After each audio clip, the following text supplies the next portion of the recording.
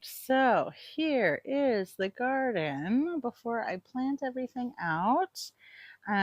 You can see stuff that I have sown, so beets, kales. This is a uh, echinacea coneflower that's come back.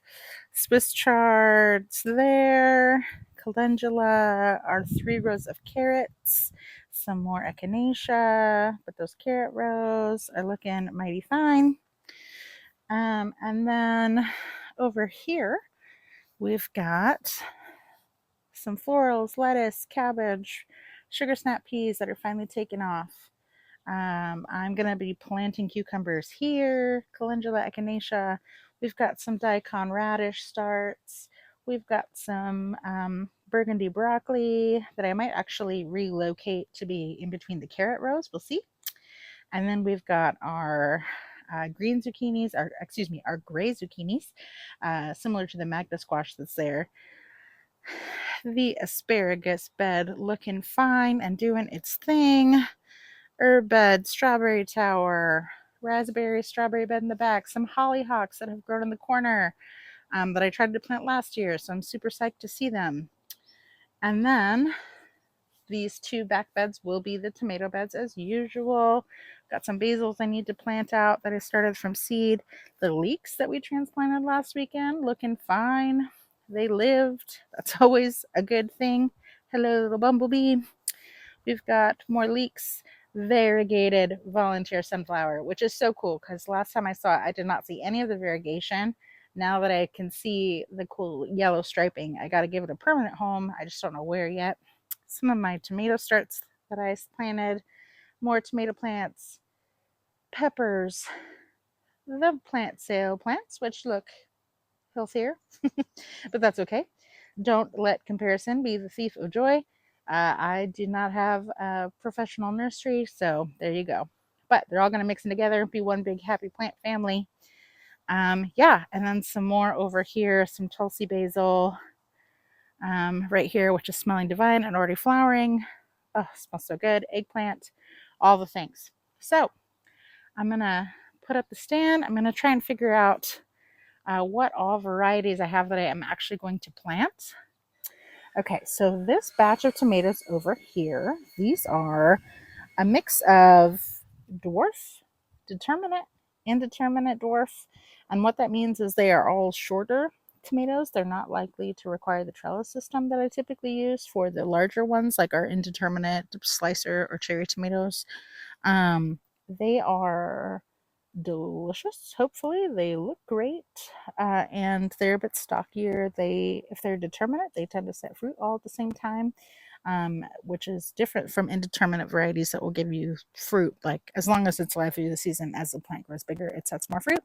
These kind of will all set fruit generally around the same time and same size of the plant. So I've got one of them is Midnight Roma. That's from Row 7 Seeds. I'm very excited to try. We've got Fred's Tie-Dye Dwarf. We've got I'm probably going to mispronounce some of these. Uluru Ochre Dwarf. I've got a couple of each, so I'm just going to pick like one and then give away the others if they look healthy enough. Sweet Scarlet and Werewakai Dwarf. Okay. Over here, these are more of our indeterminate. You can tell, like these ones, the leaf nodes are kind of closer together. These ones are much taller. We've got lots of slicer indeterminate varieties that I'm so excited about. We've got Allison's Dream, Mortgage Lifter, Black from Tula. I have 2 of those. Black Seaman in the back, those 2 of those. I've got Hungarian Hearts, Raspberry Liana, and I've got 2 orange accordions. And again, with these, I only need one of each, so I'm going to pick the healthiest to plant. Also, I'll show you, we plant them really deep. So all of these kind of like discolored, really low, leafy kind of things, I'm not worried about. I'm just going to pull them off and plant them deep into the garden bed. And it's going to be in this bed. This is the indeterminate one. And then, as I mentioned before, these are Japanese Black Drifeli. I might just give those away since I got one. Or pick Maybe this is a dual leader. I trimmed it earlier on and it did grow too, so I might plant that one. And then I've got Rebel Starfighter Prime. Now, here's another one. It's an oxheart type tomato. They look amazing. I'm so excited to try them, but they have been really sickly. They have not grown well. This one is the only one standing up. And these ones, I might pick a thicker one or the thickest one to transplant. These ones I re-sowed, and so that's why they're kind of all together. But like you can see that one, it just looks so unhappy, right? Like I'm not going to gift that to anybody. It's just not growing well. So anyway, I'm going to pick one of probably, well, we'll see, one or two of them and see if they make it through the season, if I can get them to grow, because I really want to try them. Now let's go take a look at the cherries. All right, here are the cherry tomatoes. Now these ones have been taller, so they came out sooner. Oops, they're getting blown over by the breeze. That's okay. But you can see a lot of them have some more yellowing. It's been a little bit chillier outside. This one especially, not looking happy. I'm not going to plant that one. But let's run through the varieties, and then I will decide which ones actually make it into the garden. We've got some Bountilicious Saladettes over here. We've got Cosmic Burst cherry tomato. Blue Boreberries, I've got two of those. Bing cherry tomato. Gumdrop Black, oops, dominoes. Gumdrop Black cherry tomato. Eye Candy Saladette tomato. Another Cosmic Burst. Sweet Prince, I've got two of those. Cherry tomatoes, Sun Golds. You can see on that one I have a 2-liter. I'm probably going to plant that one. Brad's Atomic Grape. Black Strawberry. And Josh's Garnet. All right, so I'm going to try and space them out, figure out, don't mind the tomahawks, this is what I use for trellising, but I'm going to plant them out, figure out spacing and all of that, and then after I have the spacing down, then I will start putting them in the soil. All right, let's dig some holes. We'll see how I do this. I do a little different every time, but really I'm just going to dig in the holes deep enough for the roots and to plant the tomatoes really deep. Put in fertilizer, probably Biotone, or maybe some Bigfoot, which has microISA in it as well, which is really good. And we'll just cruise. All right, let's give this kneeling pad a try. Oh, it's pretty cushy. I like that. Okay. Oh, right, the volunteer sunflower right here. That's variegated and awesome, but also not in a great place. I might need to wait and like transplant that another time because I don't know where I'm going to put it yet. Maybe on the end, maybe not. I don't know. We'll see. Let's see. I think I'm going to put Alice's Dream on the end because it's a 2-liter. And that way I have this extra support here if I need it. It's that one. Pineapple. Orange Cordian. Rebel Starfighter Prime. And then the Japanese Black Trevally. So it's going to be this side. And then I'll do 5 on the other side as well. Let's see.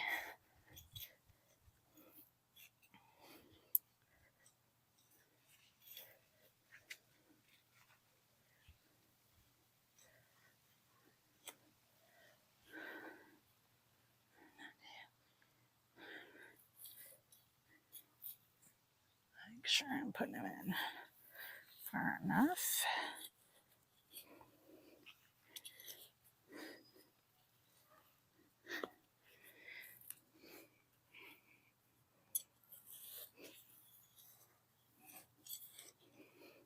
Yeah, I think I'm going to dig all the holes and then do the fertilizer and then plot them all in. I think that will be my strategy here. Are they a little close together? Yeah, maybe. Am I sad about it? Not really. We'll see how it goes. Maximize your space. Don't always follow directions. That's okay. All right. One more on the end for the Japanese black truffelli.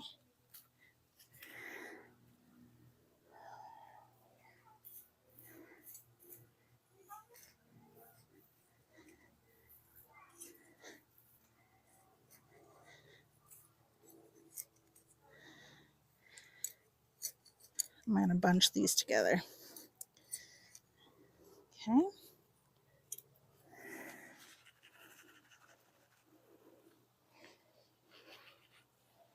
Put a little bit of fertilizer in each hole. This is natural organic. Hey, little guy.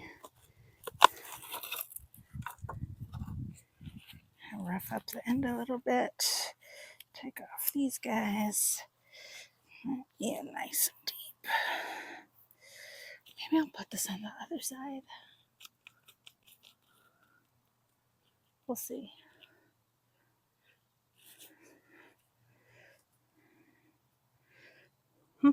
We'll see. And then bring it on in. It's okay to bury part of the tomato stem because they will grow roots up along the stem. It's not the same for all plants, but tomatoes, you're good to go. So I'm going to just push it in. Put a nice little tag in there. Okay. On to the next. All right, so I'm just bringing you deep in. So this is where I have the hole and the planting hole, as well as the fertilizer.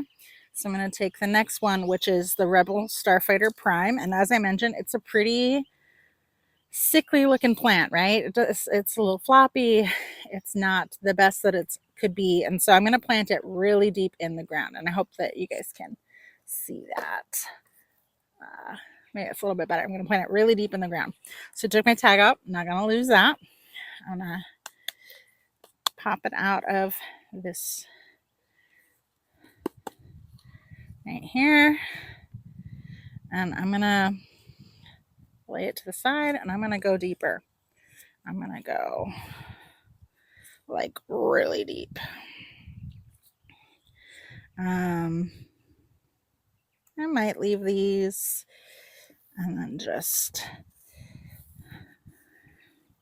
push it on in.